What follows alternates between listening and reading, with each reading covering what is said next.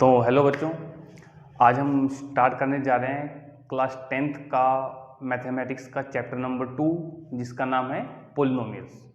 ठीक है, तो चलिए इस चैप्टर स्टार्ट करने से पहले हम थोड़ा ये देख लेते हैं कि 9th क्लास में हमने जो पोलिनोमियल्स पढ़ा है उसमें क्या क्या चीज़ें हमने पढ़ी हैं और अब यहाँ हम क्या क्या चीज़ें पढ़ेंगे। ठीक, तो पहले थोड़ा रिवाइज कर लेते हैं कि 9th क्लास हमने क्या क्या पढ़ा है।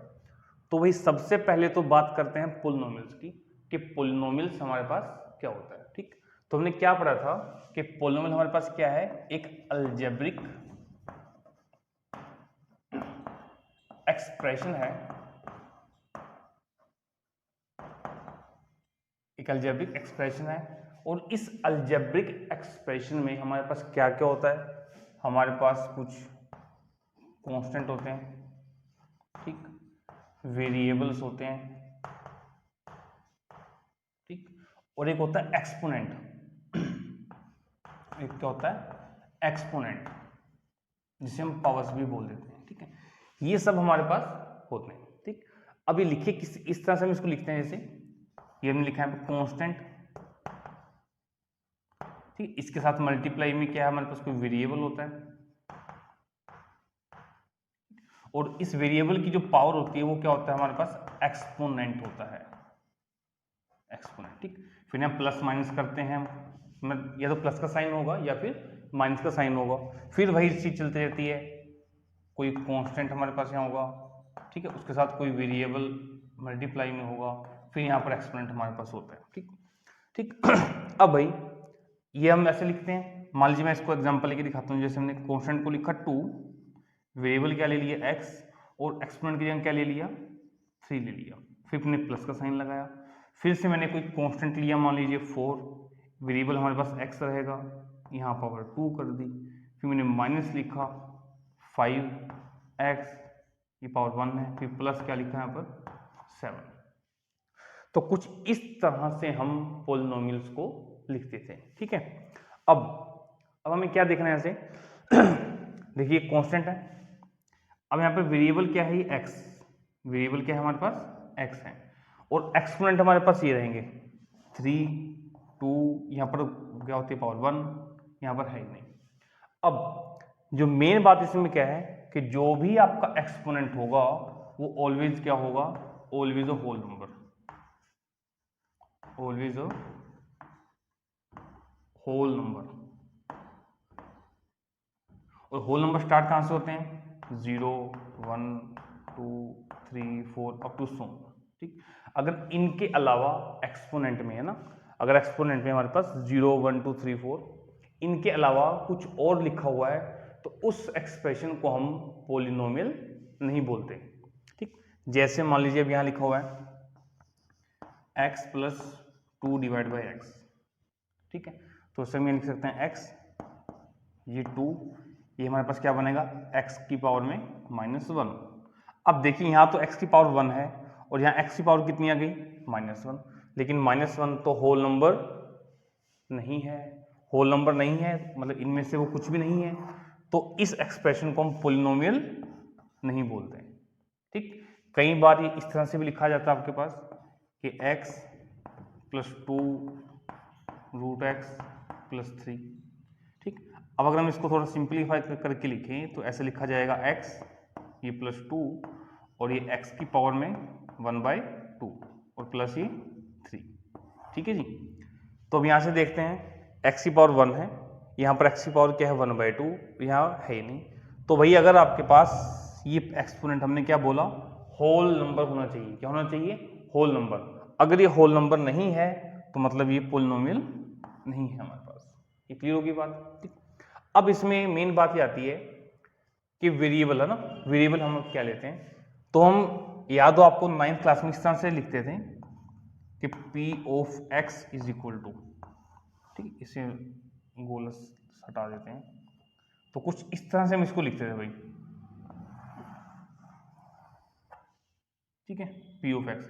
अब p का मतलब क्या है, p तो उसका नाम है, जैसे आप लोगों को कोई नाम है ऐसे p तो उसको कोई नाम है, और इस x का मतलब क्या है कि इस एक्सप्रेशन के अंदर है ना, इस एक्सप्रेशन के अंदर वेरिएबल हमारे पास क्या होगा, x होगा, वेरिएबल क्या होगा x होगा। तो इसलिए हम इस तरह से नेमिंग करते थे, कहीं जगह p लिखा होता है या कहीं जगह हम यहाँ पर g ऑफ एक्स ऐसे लिख लेते थे, कहीं जगह h ऑफ एक्स ले लेते थे। ये क्लियर होगी बात। और एक चीज और थी, हमारे पास हम जितने भी पोलिनोमियल्स लिखते थे उन सभी में मैक्सिमम एक ही वेरिएबल होता था। जैसे यहाँ पे x था, ये कहीं y आ जाता है, ठीक है, कहीं जगह s आ जाता है, कहीं t आ जाता है। तो जो हम पढ़ने वाले हैं 10th क्लास में भी हमारे पास क्या होगा, polynomial in one variable.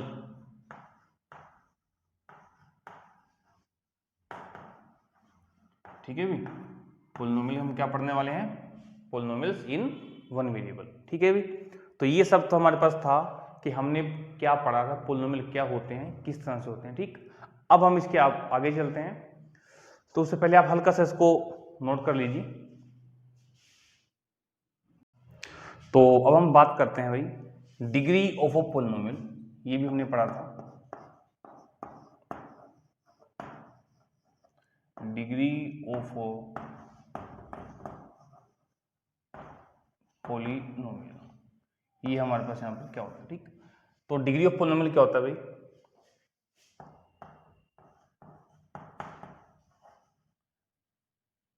Highest value of exponent in polynomial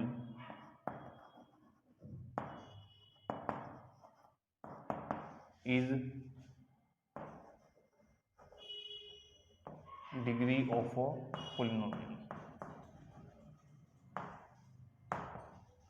ठीक है, highest value of exponent in polynomial is degree of a polynomial. अब जो भी हम पोलिनोमियल लिखते हैं, जैसे मैं लिख के दिखा रहा हूँ एग्जांपल, मान लीजिए कि मैंने लिखा है यहाँ पर polynomial p of x 2x cube plus 3x square plus 4x plus 5, और यहाँ पर लिखा हमने g of x second polynomial, ठीक है, 7x square minus 8x plus 9, और थर्ड हमने को ले लिया h ऑफ x यहाँ पर 8x प्लस 10। ठीक, एक और हमने ले लिया यहाँ पर, मान लीजिए A P Q of x, इसको हमने लिख लिया यहाँ पर 5। ठीक, अब हम देखते हैं इसमें डिग्री की बात कर रहे हैं, क्या लिखा है, highest value of exponent in polynomial is degree of polynomial, कि जो हमारे पास अभी पोलिनोमियल्स दे रखे हैं, इस पोलिनोमियल के अंदर हमारे पास जो मैक्सिमम पावर होगी एक्सपोनेंट की, वो हमारे पास क्या कहलाती है, डिग्री ऑफ पोलिनोमियल। अब इसमें देखिए, पहले तो आपको ये चेक करना है कि क्या ये पोलिनोमियल है या नहीं। तो पोलिनोमियल हम कैसे चेक करते हैं, हम ये चेक करते हैं कि जितने भी एक्स हमारे पास ये वेरिएबल्स हैं, उनकी जो पावर है, ये एक्सपोनेंट है, वो होल नंबर है या नहीं। अगर वो होल नंबर है तो वो हमारे पास क्या होगा, पोलिनोमियल होगा। ठीक, अब ये पोलिनोमियल है तो इसमें एक्सपोनेंट मैक्सिमम कितना कहाँ तक जा रहा है, 3 तक जा रहा है ना, 3 2 1, तो 3 तक जा रहा है, तो उसकी डिग्री कितनी हो जाएगी, डिग्री कितनी होगी इसकी भी 3। इसमें एक्स की पावर मैक्सिमम कितनी है 2, तो डिग्री कितनी हो जाएगी इसकी 2। यहाँ पर एक्स की मैक्सिमम पावर कितनी है 1, तो डिग्री कितनी हो गई 1। ठीक है जी, अब यहाँ पर देख लेते हैं। अब यहाँ देखिए, यहाँ तो x है ही नहीं, x है ही नहीं यहाँ पर। ठीक है, तो क्या मैं इस 5 को इस तरह से लिख सकता हूँ 5, और ये x की पावर में कितना आ गया यहाँ पर 0 हमारे पास आ चुका, कितना आ गया 0। ठीक, लिख सकते हैं ना, क्योंकि हम मैथमेटिक्स में क्या पढ़ते हैं कि अगर किसी भी नंबर की पावर 0 लिखी है तो किसके इक्वल होता है, वो 1 के इक्वल होता है। तो दोनों सेम है, तो इसका मतलब क्या है यहाँ पर कि x की जो पावर है वो कितनी है 0 है ना, और 0 क्या है, होल नंबर है। तो इस जो हमने लास्ट में लिखा है कि of x is equal to 5, इसकी भाई डिग्री कितनी हो जाएगी 0। ठीक है, इस तरह से हम डिग्री चेक कर लेते हैं। अब मान लीजिए मैं एक और लिख लेता हूँ, यहाँ पर मैंने लिखा एक f ऑफ x एक पोलिनोमियल लिखा। ठीक है, इसको लिख लिया मैंने, मान लीजिए 2x स्क्वेयर प्लस 3x और प्लस 4/x। ठीक, अब बताइए इसकी डिग्री क्या होगी जरा।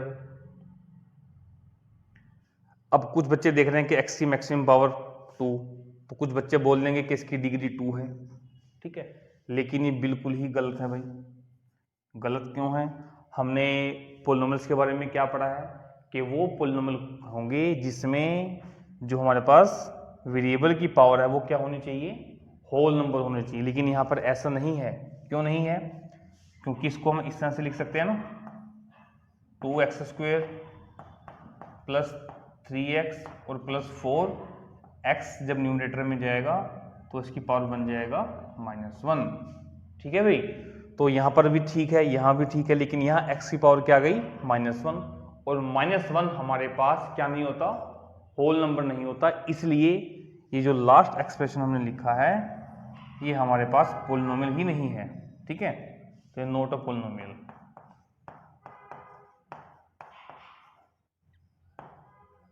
तुम्हारे पास ये पोलिनोमियल नहीं है। क्लियर बात?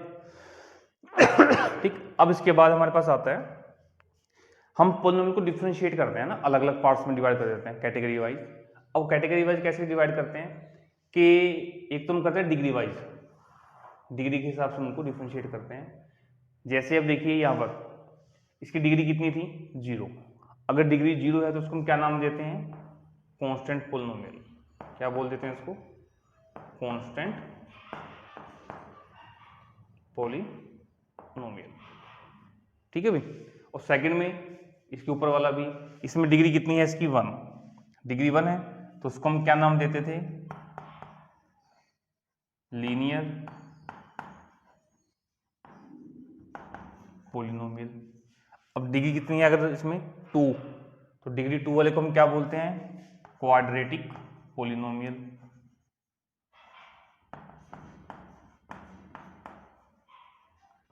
Quadratic polynomial. अगर किसी में डिग्री 3 होती है तो उसे हम क्या बोल देते हैं यहाँ पर, क्यूबिक पोलिनोमियल।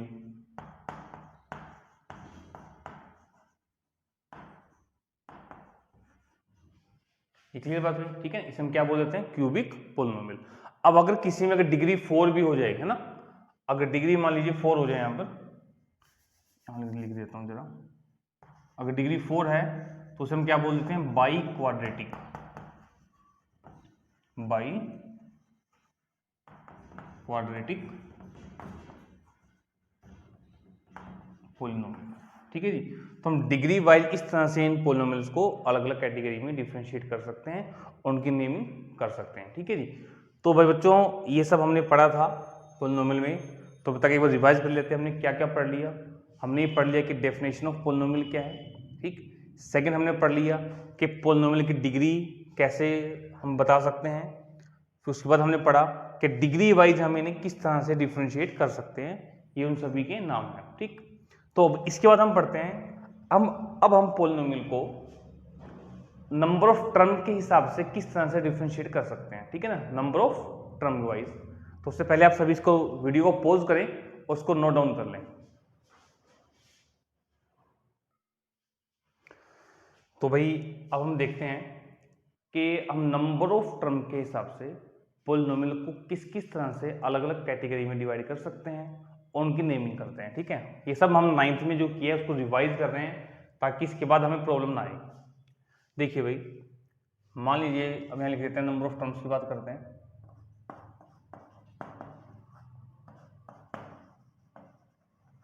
ठीक, और यहाँ लिख लेते हैं अपना पोलिनोमियल।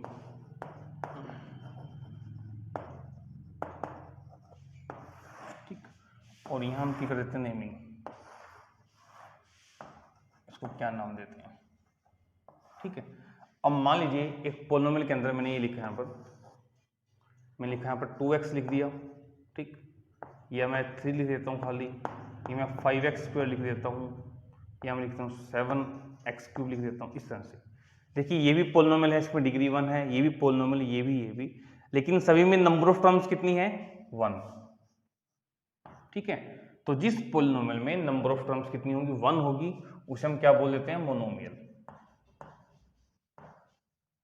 उसे हम क्या बोल देते हैं भाई, मोनोमियल्स। ठीक, सेकंड हमने मान लीजिए लिखा कि x + 2 लिख दिया, ठीक, या x² - 3 लिख दिया, x³ + 4 एक्स स्क्वायर लिख दिया, ठीक है, एटसेट्रा, ऐसे लिख सकते हैं। अब देखिए यहाँ पर नंबर ऑफ टर्म्स कितनी है, देखो एक, फिर प्लस या माइनस का साइन आएगा, अगली टर्म आ जाएगी, है ना, एक टर्म ये हो गई, फिर प्लस या माइनस का साइन आएगा, अगली टर्म आ जाएगी, ठीक है। तो इस तरह से जो प्लस और माइनस के साइन इन टर्म्स को डिफ्रेंशिएट कर रहे हैं, तो यहाँ पर कितने नंबर ऑफ टर्म्स हैं, 2। तो जहां नंबर ऑफ टर्म्स 2 हैं उसे हम क्या बोल देते हैं, बाइनोमियल। क्या बोल देते हैं उसको, बाइनोमियल्स, ठीक। और बाइनोमियल से मुझे एक चीज याद आई कि अगर आप 11th क्लास में मैथमेटिक्स लेते हो तो बाइनोमियल्स के ऊपर पूरा ही एक चैप्टर आपके पास पूरा टॉपिक है, ठीक है। अब देखिए अगर हमारे पास नंबर ऑफ टर्म्स 3 हो जाएं, जैसे x square plus x plus 3 terms हो गई ना, या x cube plus 4x minus 8, ठीक है, एटसेट्रा। अब नंबर ऑफ टर्म्स कितनी हो गई, 3। तो अगर नंबर ऑफ टर्म्स 3 हमारे पास, तो इसे हम क्या बोल देते हैं, ट्राइनोमियल।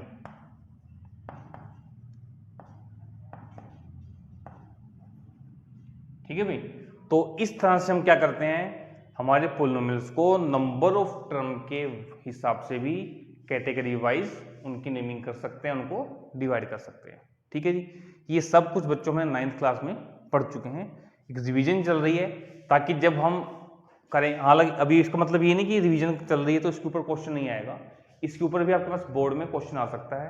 आपको मान लीजिए पोलिनोमियल दिया गया और पूछेगा कि इसका नेमिंग करो, आपको अगर ऑप्शन वाइज दे दी जाए कि इन ऑप्शन लिखे हैं, बताओ कौन सा होगा, तो आपको पता होना चाहिए कि इसमें नंबर ऑफ टर्म के हिसाब से करेंगे तो ये कैसा पोलिनोमियल है हमारे पास, ट्राइनोमियल है।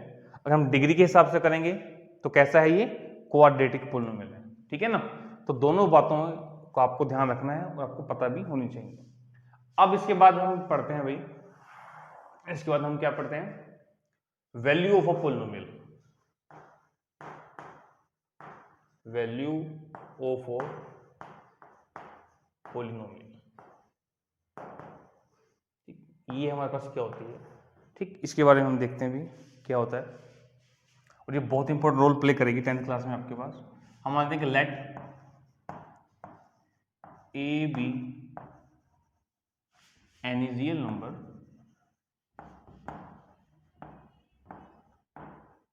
ठीक, and F of x be of polynomial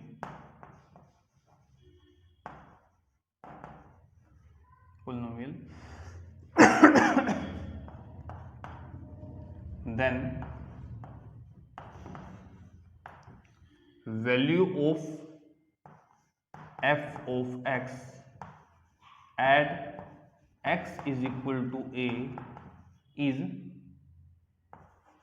defined as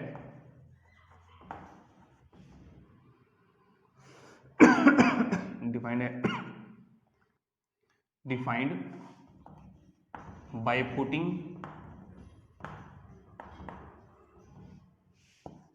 x is equal to a in polynomial,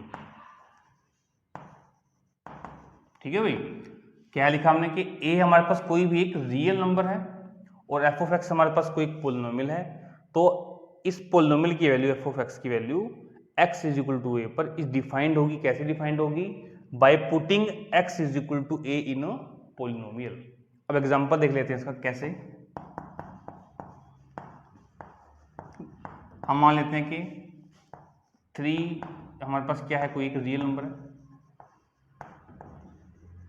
ठीक, एग्जांपल दे रहा हूं मैं आपको। जैसे मैंने यहाँ पे रियल नंबर क्या लिया था, a लिया, यहाँ पे मैंने रियल नंबर कितना ले लिया, 3 ले लिया, और एक पोलिनोमियल ले लेते हैं हम यहाँ पर p of x, f of x ले लो चलो, ताकि दिक्कत ना आए आपको समझने में, x square plus 3x minus 5, ठीक है। अब हमें इस पोलिनोमियल की वैल्यू निकालनी है, इस पोलिनोमियल की value at x is equal to 3। तो हम वैल्यू कैसे निकालेंगे, कैसे डिफाइन है value, by putting x is equal to a in a polynomial, ठीक। हमें वैल्यू किसकी निकालनी है, पोलिनोमियल की, किस पॉइंट पर, 3 पर। तो हम क्या करेंगे, जहां जहां x है वहां क्या पुट कर देंगे, 3 पुट कर देंगे। तो यहाँ भी x है तो ये भी f ऑफ 3 बन गया, x की जगह 3 रखा, उसका स्क्वेयर प्लस 3, यहाँ फिर से 3 आ गया माइनस 5, ठीक। 3 का स्क्वायर कितना बनेगा 9 प्लस 3 इंटू 3 कितना आ गया 9 और ये माइनस में 5, 9 प्लस 9 कितना आ गया 18, 18 माइनस 5 कितना आ गया 13। ठीक है, तो हम यहाँ से क्या बोल सकते हैं कि पोलिनोमियल जो एफ ऑफ एक्स था उसकी वैल्यू एफ ऑफ 3 पर कितनी आ गई 13 आ गई। ये क्लियर बात सभी को भाई, वैल्यू कितनी आ गई आपके पास 13 आ गई। ठीक, तो आप वीडियो को पॉज करें और इतना सब नोट कर लीजिए।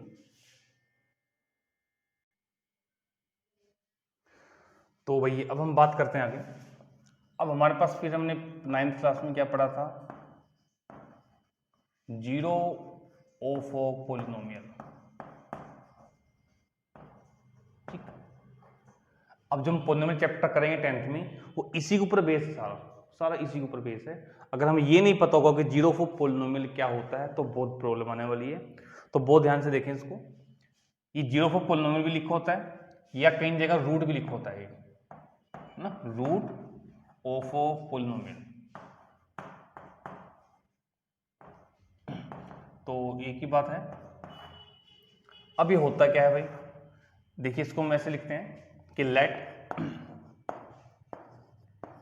ए बी एनी रियल नंबर, ठीक, और f of x be any polynomial. ठीक है, ए हमारे पास क्या है, कोई रियल नंबर है, और एफ ऑफ एक्स हमारे पास क्या है, कोई पोलिनोमियल है। If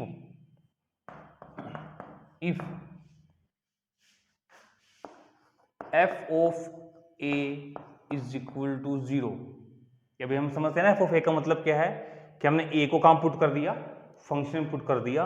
if f of a is equal to 0 then a is known as zero of polynomial, zero of polynomial. ठीक है, इसका मतलब यह है भाई, अगर किसी पोलिनोमियल के अंदर हम कोई रियल नंबर पुट करते हैं और वैल्यू हमारे पास कितनी आ जाए 0, तो वो नंबर पोलिनोमियल का क्या कहलाएगा, 0 कहलाएगा। क्या कहलाएगा, 0। फॉर एग्जाम्पल मान लीजिए हमने एक पोलिनोमियल लिया भाई f of x is equal to x square minus 3x plus 2। ठीक है बात, x square minus 3x plus 2। अब मुझे इसकी वैल्यू फाइंड आउट करनी है at x is equal to 2 पर, x इज इक्वल टू 2 पर। तो देखिए मैंने जहां x था वहां 2 पुट कर दिया। ठीक, 2 का स्क्वायर कितना बनेगा 4, माइनस 3 इंटू 2 कितना आ गया 6, और प्लस कितना आ गया 2। तो भाई प्लस के दोनों हैं, तो 4 प्लस 2 कितना आ गया 6 और माइनस 6, आंसर कितना आ गया 0। ठीक है, तो मतलब फंक्शन के अंदर जब मैंने x को 2 पुट किया तो उस फंक्शन की वैल्यू मुझे क्या मिली, सॉरी पोलिनोमियल की वैल्यू मुझे क्या मिली 0। मैं फंक्शन बोल रहा हूँ इसको, जब आप 12th में आओगे 11th में आओगे तो पता चलेगा आपको कि इसे हम फंक्शन भी बोल सकते हैं। ठीक, तो उसको आप थोड़ा इग्नोर करें बात को। तो भाई जब मैंने इस पोलिनोमियल के अंदर x की वैल्यू 2 पुट करी तो हमारे पास आंसर क्या आ गया 0। अगर किसी नंबर को, रियल नंबर को पोलिनोमियल में पुट करते हैं और वैल्यू 0 आ जाती है तो ये 2 क्या होता है उस पोलिनोमियल का, 0 या फिर रूट। तो यस हम क्या बोल सकते हैं, 2 इज अ रूट या फिर 0 ऑफ पोलिनोमियल।